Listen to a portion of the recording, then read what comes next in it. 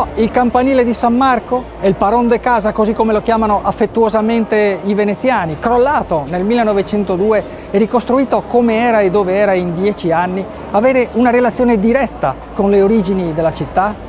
Sì e no. No, perché pur avendo origini antichissime, fu iniziato a costruire nell'888 sotto il dogado di Pietro Tribuno come torre di avvistamento e di difesa, non ha una relazione diretta con la fondazione di Venezia. Ultimato nel 500, coi suoi 99 metri, fu per molto tempo la torre più alta conosciuta ed è tuttora uno dei campanili più alti d'Italia.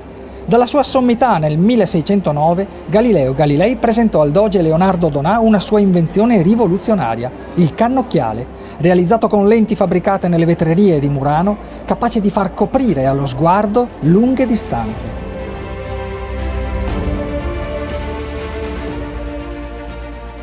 Eppure un legame con l'origine c'è, perché sulla sua sommità, più in alto ancora dei leoni di San Marco e delle raffigurazioni di Venezia come giustizia, c'è ancora lui, l'arcangelo Gabriele, colui che il giorno dell'Annunciazione, il 25 marzo, annuncia a Maria ciò che dovrà compiersi.